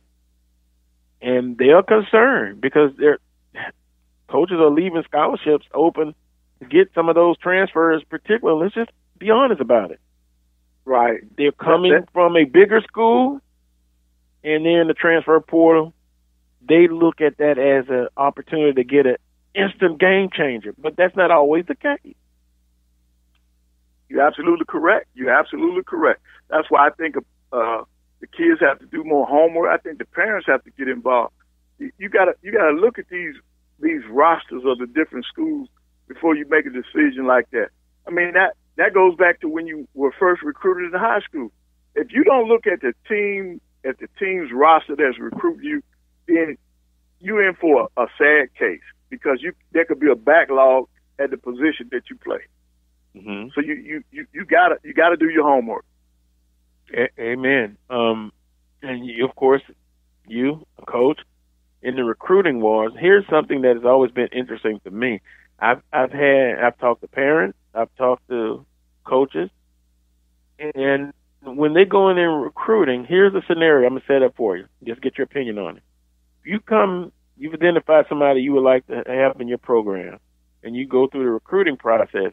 When you come into the home, father and mother, or just a mother, et cetera, if you hear the parent says, well, it's totally up to my son or daughter in the recruitment process, how does that make you feel? What's the first thing entering your mind? Well, now, I tell you this, if I've had a good relationship with that kid, I'm happy that mom and dad are staying out of it. You know, it's all about relationships. If you have recruited that kid and you got a good relationship, I would feel pretty good about that if they told me it was up to the kid.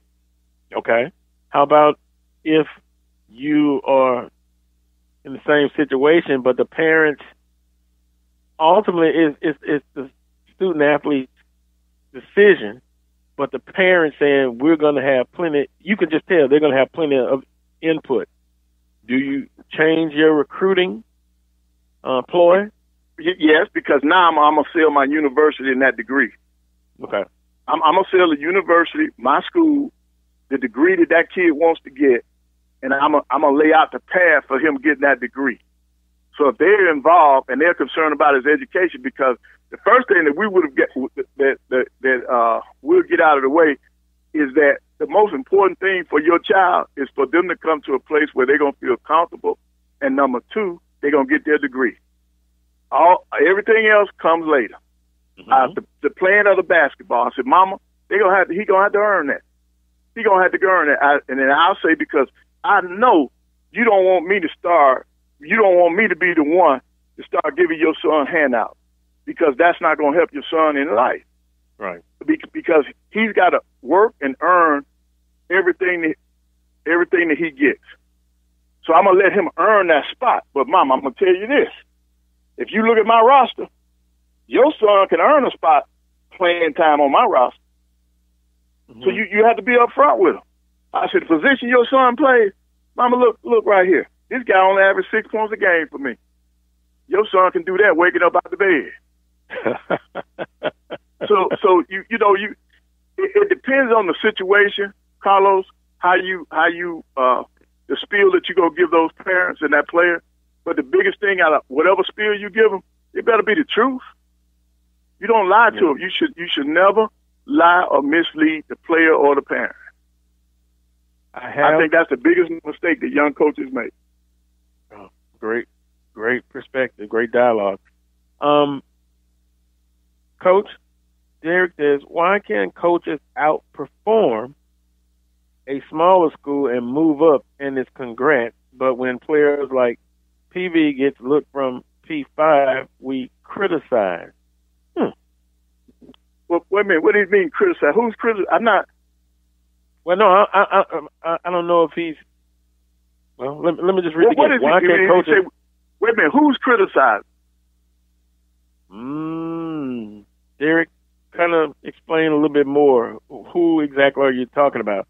Why can't coaches outperform a smaller school and move up in its congrats, but when players like PV gets looks from P5 schools, we criticize? Oh, players get looked from Power 5 schools. No. I'm not criticizing anybody. I'm criticizing the process. I think that the portal itself gives kids an out that should not be there. Unless to me, when you make a decision to go to a school, if you're being mistreated or you were lied to, you should have the right to leave. That's me.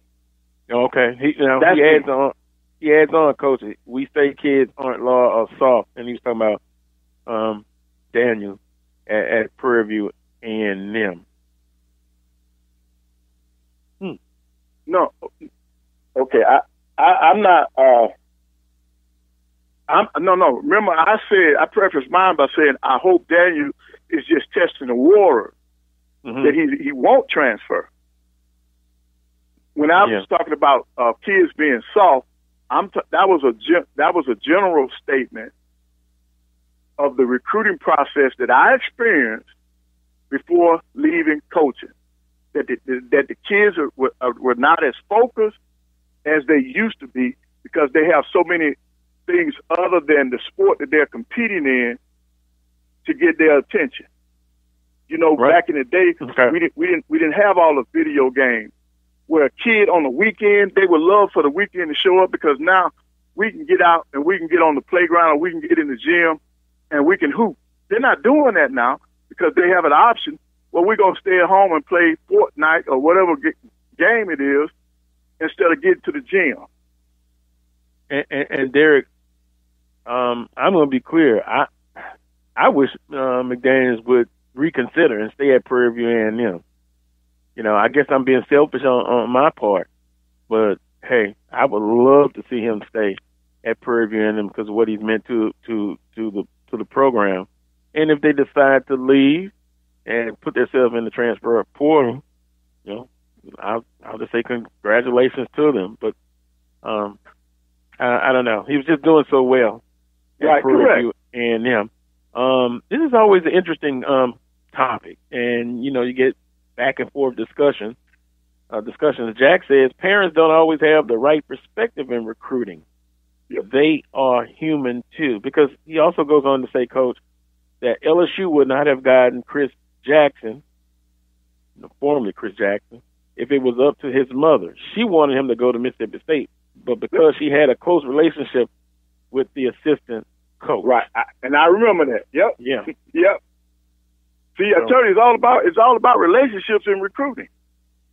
We sat up here a couple of years ago and watched a football player sign with Alabama when the mother, and he was from Louisiana, the mother wanted to go to LSU.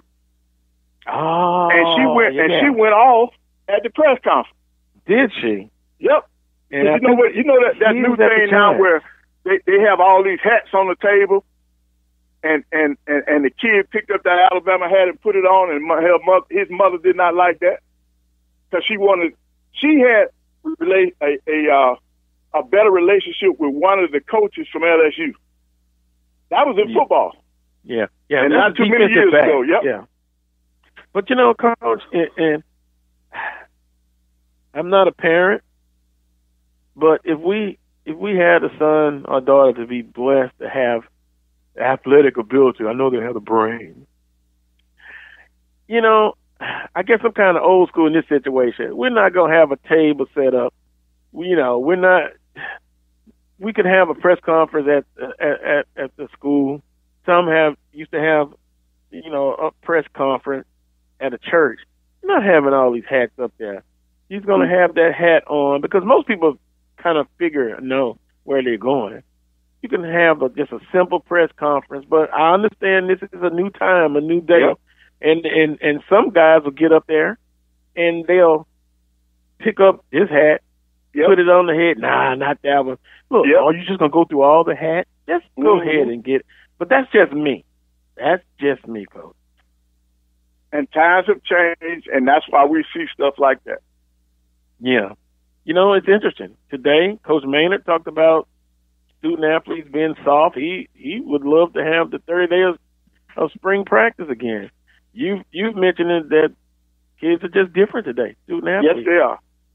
And the good coaches are the ones who can adjust to the different times, because you cannot coach the kids the way you used to coach them back in the day.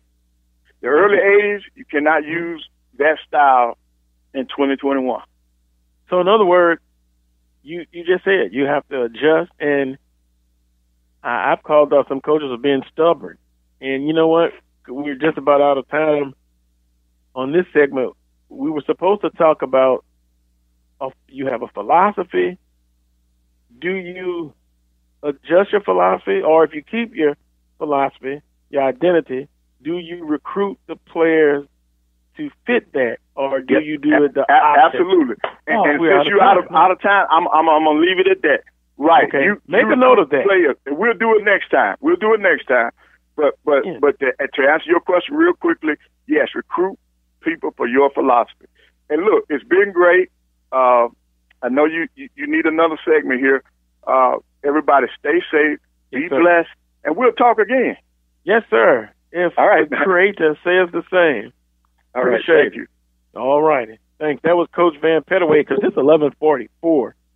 And those type of discussions, look, if you agree or disagree, don't feel bad. Derek, he always gives me his opinion. We don't agree all the time, but I appreciate his opinion, and he gives facts. Also, Jack, Dr. Prince. I think we hadn't really disagreed on today's show, have we? That's unusual. What we'll do, we'll take our final time out. And when I come back, we'll give the rest of the minutes to Brandon B.J. Jones, the game of the week. Alabama State travels to the University of Arkansas Pine Bluff on ESPN3. I believe that game is, 4 p.m. Central? Okay. Maybe we'll get a prediction out of BJ. Also, quickly, Final Four in volleyball. Southern University and Jackson State, oh boy, say no more. Prairie View A&M and the University of Arkansas Pine Bluff. SWAC Digital Network. On the call is James Verrett. a Southern graduate, Louisiana proud, and Charles Edmond, a St. Louis, Missouri native.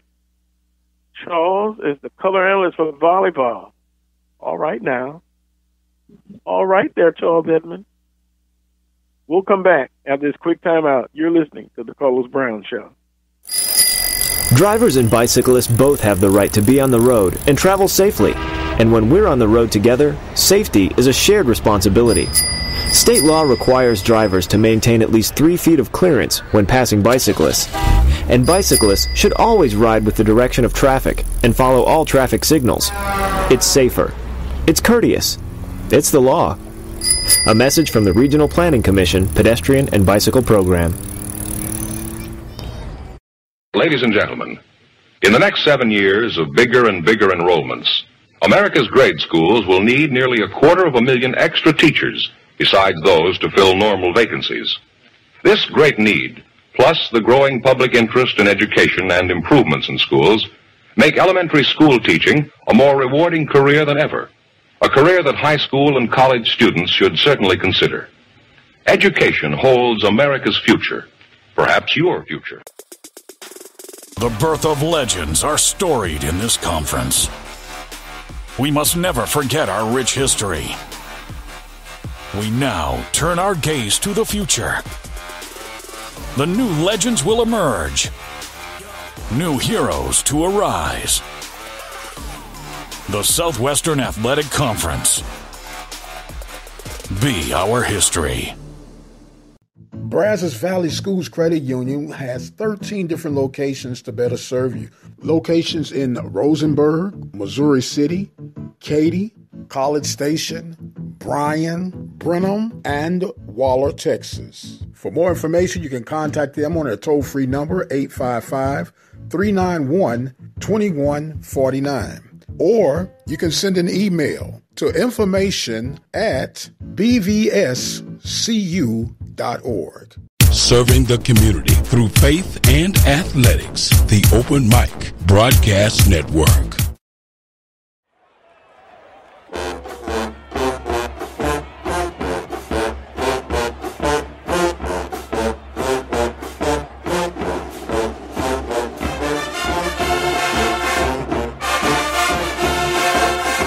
Dr. Prince, you struck the gold mine with that song, sir. Have to give credit where credit is due. Welcome back to this week's edition of the Carlos Brown Show, heard exclusively right here on the Open Mic Broadcast Network and Spreaker.com. I'm going to give the remaining time to colleague Brandon B.J. Jones of HBCU Game Day. Good morning/afternoon, B.J. Oh, man. Good morning, Carlos, man. How's it going? I'm doing fine. After last week, we still had a lot of commentary about the menu that we were talking about for breakfast. So we're not going to get into that, but we're going to get to the SWAC football menu for last week. Alabama State a winner, Pine Bluff a winner, and Southern University. Your analysis of those 3 games, sir? Arkansas Pine Bluff went into Grambling and did whatever it is they wanted to do. They dominated the football game on the offensive side of the ball, defensive side of the ball, and even in the special teams. If you're a Grambling fan, man, you are really scratching your head right now as to what has happened. Think about the last time you've seen Grambling beaten that bad at home.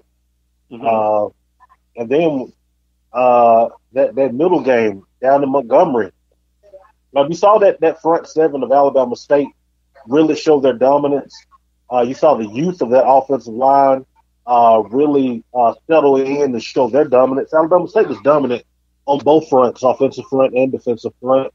And you saw them make enough plays to beat Jackson State. And then in the nightcap, you saw Southern University do what they needed to do, handle business against Texas Southern. You saw the Darius Hilton going through progressions. You saw that run game really get going. And you saw them able to pressure the quarterback from Texas Southern and coming out of there with a big win. So overall, man, a solid day of football. But the one everyone was talking about was, Jackson State falling at the hands of Alabama State. Yeah. Bree has improved tremendously. Am I getting that right? the quarterback for Alabama State? Ryan Nettles. Wow, Reed Nettles. Yeah. I apologize. He has improved. He has really improved. He, to me, is someone where you will watch for him going forward. Tremendous upside is what I'm at least trying to attempt to say. Tremendous upside, and they were able to throw on first down a lot. I think their game plan was great. They threw a lot on first down. They were able to run, be efficient in that aspect. They just did a good job, and hats off to them, BJ. Yeah, absolutely. And you look at the nucleus of the Alabama State football team. It's not only Ryan Nettles, but with Ryan Nettles is a redshirt freshman. That offensive line has 4 redshirt freshmen up front and a sophomore. If you look at Colton Adams, true sophomore. In that secondary, you had a true freshman, 2 sophomores. The nucleus of this Alabama State football team, they are very, very young. So the future may be bright down in Montgomery. Yeah. Wow. Right in my face. I apologize again. Ryan Nettles, 257 yards throwing. Ezra Gray, 195 yards rushing. Offensive line play. And again, I like the game plan because Jackson State defensively, they're very aggressive. They're, to me, and some will maybe agree or disagree, defensively, we know they're aggressive. They were able to be balanced on offense, Alabama State, and that's always a good thing, BJ. Oh, yeah, absolutely. And what you saw from Jackson State, you saw the opposite. Jalen Jones, you saw Jalen Jones throw 50 passes. That ain't a good thing. And especially when you go 19 to 50 with 2 interceptions. That's not a good thing. But you have to credit that Alabama State front 7 for really having a lot to do that. And the amount of times that they were able to get to Jalen Jones, he wasn't able to get his feet settled into a lot of passes. They gave him happy feet. Great game plan by the Alabama State defensive staff. Yeah, and it was an exciting game. Then the post game had some fireworks. Coach Ely had to clarify some things, but to paraphrase it, BJ, it was interesting. He said they knew they were in a battle, and then he'd get his shoe back afterwards. And you get the drift of that, and that's kind of part of the thing that you see in baseball. You know, when a home run is hit, and it's a lot of showmanship. And we'll call it another word, but it had all the ingredients, Alabama State and Jackson State football game, from the game itself to post game and even pre-game. I think that you'll see this thing spice up as we go along. This is just spring. Imagine the fireworks and the excitement that you're going to get in the fall. Colorful after the post game. SWAC meets TMZ. But I know the coaches really want to focus on the football end of it. Right. But in this conference, jabs will be thrown. Yeah, and uppercuts. And, oh yeah. And speaking of that, I have to kind of calm my passion down with Southern and Jones and Skelton. I think you game plan against them the same way. You don't allow them to beat you with their athleticism. You have to prove to me that you can beat me with your arm, and I'll just have to live with it if you do so. Question, Skelton, is that a consistent performance? Is that a performance that you would like to see him be able to do week in and week out? Yes, I would like to see him build off of that performance. Can he get better? Last week. Yes, I think he can.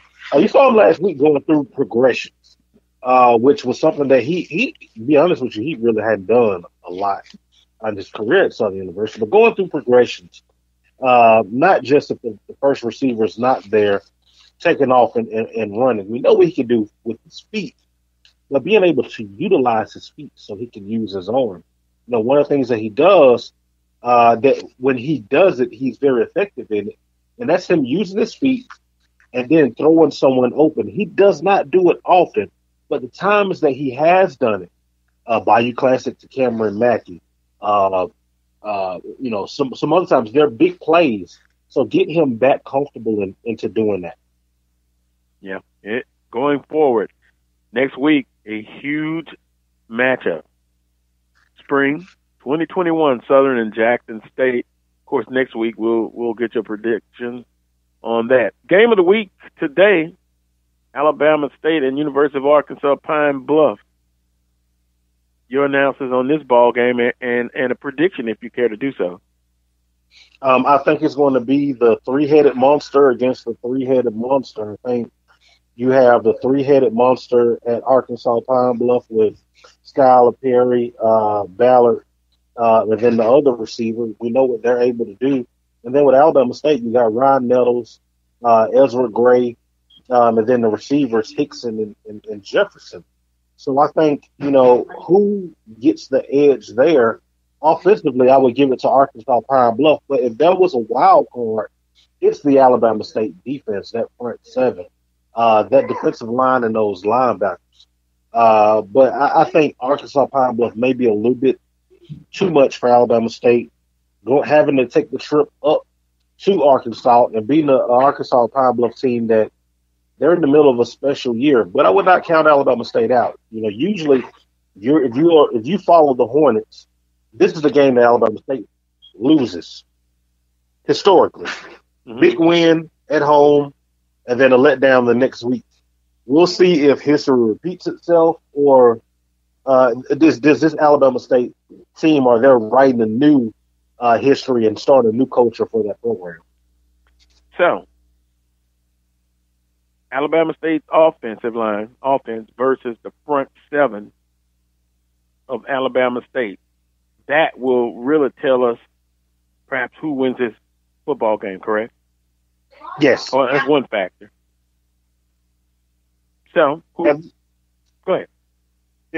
That's one. Also, how does that secondary from Alabama State, how will they match up against Arkansas Pine Bluff?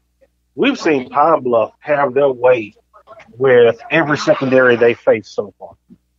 And that's Southern. That's with Grambling. How does this Alabama State secondary line up, and how can they compete with these, I think, that are two NFL caliber receivers from Arkansas Pine Bluff?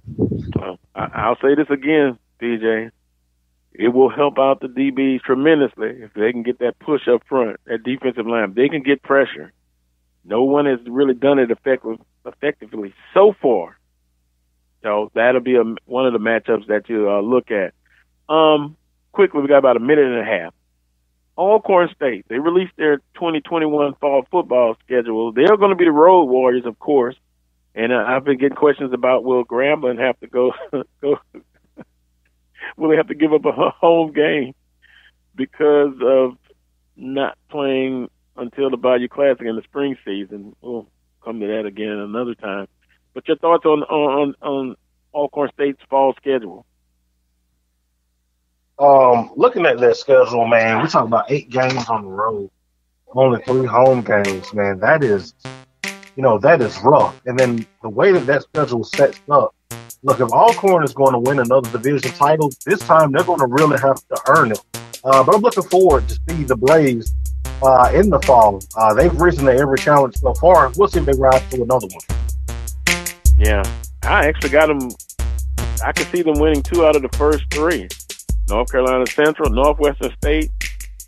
I'm not going to make the mistake of saying that they're a bad program, but they've seen better days. And then at South Alabama, and then September 25th at Arkansas Pine Bluff. We'll know right away. BJ, as always, it's a pleasure. We will meet before next week, I'm sure. Southern and Jackson State, but we'll talk again right here on the Carlos Brown Show. All right, looking forward to it. All right, have a great weekend. Stay blessed and stay safe. All right, I want to thank the following guest, Coach Cornell Maynard, Coach Carlos James, Coach Van Pettaway, and Brandon B.J. Jones. Want to thank producer of today's show, Dr. Michael Prince. Remember, you can always support this show financially if you care to do so via Cash App, the Carlos Brown Show. We would welcome any help, and we appreciate you as always. Until next Saturday morning at 10 a.m., make sure you join me for another edition of the Carlos Brown Show, heard exclusively right here on the Carlos Brown Show on the Open Mic Broadcast Network at Spreaker.com. Until that time, as always, peace and God bless.